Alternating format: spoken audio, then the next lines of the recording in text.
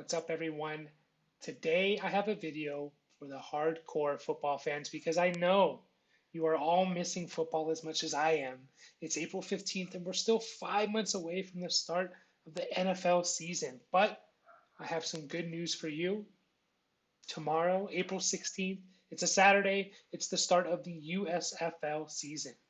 And so in today's video, we're going to look at the four starting quarterbacks from the four teams in the North Division, which include the Michigan Panthers, the New Jersey Generals, the Philadelphia Stars, and the Pittsburgh Maulers. Now, I really enjoyed making this video because it was really cool to see and look at these quarterbacks and see where they came from because there's so many good football players out there that never make it to the NFL and we never even know who they are. Not everyone's Joe Burrow or Patrick Mahomes, and don't get me wrong, those players earned it. But there's so many other players that are playing in divisions in leagues we didn't even know existed. So it's really cool to see where these quarterbacks came from. I really enjoyed making this video, and I hope you guys enjoyed the video just as much. If you did, please like the channel, subscribe, ring the bell, and leave a comment. I hope you all are excited for the USFL season. It's going to be some good football. I hope you guys enjoyed. Well, let's get started with the quarterback for the Michigan Panthers. And Michigan fans will be familiar with this quarterback because he's most famous for his stint when he played for the Michigan Wolverines. And that is quarterback Shea Patterson. Now, before we get into Shea Patterson's stint with the Michigan Wolverines, let's get all the way back to when he was coming out of high school. And Shea Patterson was actually a five-star recruit, the highest rated high school recruit you can be. And he was recruited and ultimately decided to go to the Ole Miss Rebels. Now, Shea Patterson actually was able to play some games his freshman year due to Ole Miss's starter getting hurt. And Shea Patterson actually had a really nice three-game stretch to end his freshman season and ultimately won the starting job at Ole Miss his sophomore year in 2017. Now, due to him being a five-star recruit, and of course the three games that he played in to end the 2016 season, there was a lot of hype surrounding Shea Patterson going into his sophomore year.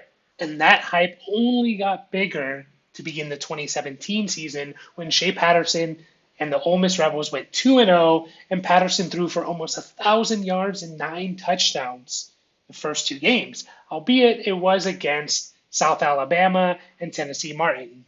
However, over the next 5 games, Patterson and the Rebels struggled as they lost 4 of their next 5.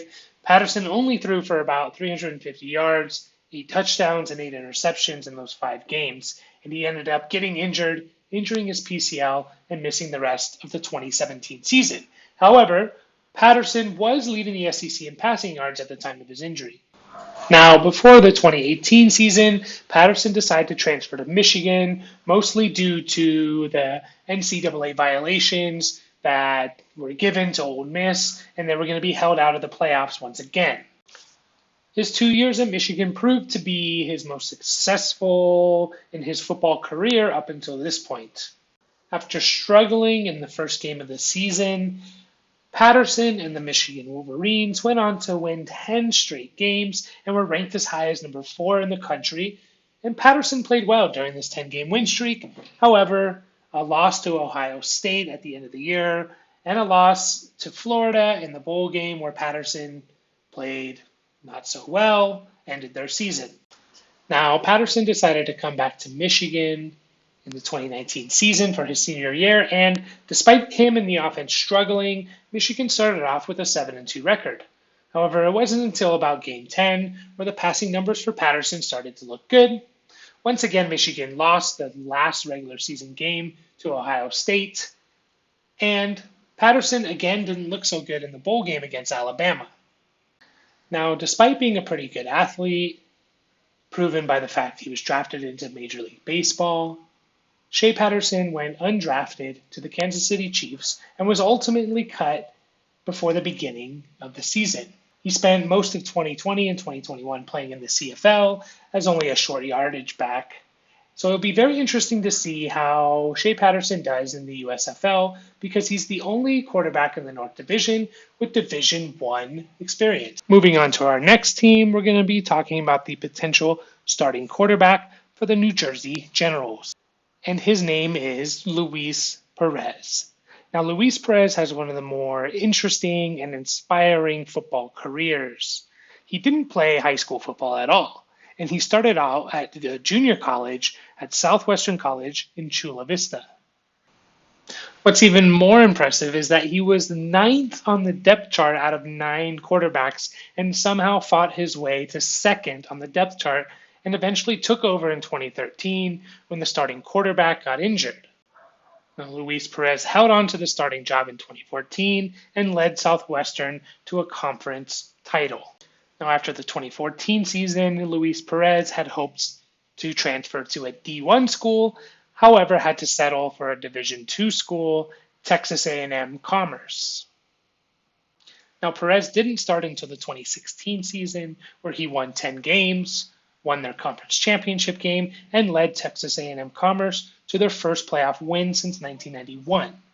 And Perez also finished as a Harlan Hill nominee that year, which is equivalent to the Heisman for Division II football. Now, Perez returned as the starter in 2017, where he had the best year of football in his career. He took the Lions not only to the playoffs, but won the Division II National Championship game and also won the Harlan Hill Trophy by throwing for over 5,000 yards and 46 touchdowns. Despite his success in Division II football, Perez was not drafted, nor was he selected as an undrafted free agent. He was, however, invited to the Rams rookie minicamp and earned an invite to training camp, which is quite uncommon. Perez was able to play in one preseason game and actually made it to the Rams practice squad, only to be released a couple weeks later. Over the next few years, Perez spent time in the AAF, had short stints with both the Eagles and Lions, and had some time in the XFL. It will be interesting to see how Perez does in the USFL. He definitely has a very inspiring story. Next up on the list, we have the Philadelphia Stars, and the projected quarterback is Brian Scott. Now, Brian Scott is probably the least known quarterback in the Northern Division. He went to college at a Division III school, Occidental in California, where he was known as the Aaron Rodgers of Division III football. Now, Brian Scott played 4 years at Occidental and put up good numbers. He was also the quarterback of the U19 USA national team and won a gold medal. Since graduating college in 2017, Brian Scott had workouts at the Rams, Chiefs, Colts, and Falcons, and also had stints in the CFL during that time, but never stuck on with a team. His most successful post-college career was in the Spring League, which is a developmental league, and he actually beat out former NFL quarterback Zach Mettenberger to be the starting quarterback for the Generals. He was the MVP of the TSL League in 2020. And it'll be interesting to see how Brian Scott does in the USFL, because up until this point in his career, he is quite unknown. Now on to our final team, the Pittsburgh Maulers, who actually have the most quarterback competition of the 4 teams in the North Division. The projected starter is Kyle Lauletta. However, Josh Love could very well be the starter. Lauletta played his college ball at Richmond and is actually the only quarterback that was drafted into the NFL from the North Division, where he was drafted in the 4th round. Now, Lauletta started from 2015 to 2017 with Richmond, and he had his best statistical year passing in 2017. He was also the MVP of the Senior Bowl that year. Now, as I mentioned before, Lauletta was drafted in the 4th round in the 2018 NFL Draft by the New York Giants. He had some legal problems in October of that year and eventually ended up playing in 2 games where he failed to complete a pass and he threw an interception. In 2019, he was cut by the Giants, and since then, he's had stints on practice squads with the Eagles, Falcons, Browns, Jaguars, and Browns again.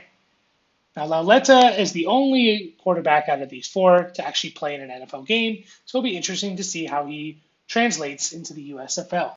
Thank you all so much for watching this video. I hope you all enjoyed it, and I hope you all enjoy the USFL this season. There's bound to be some good games.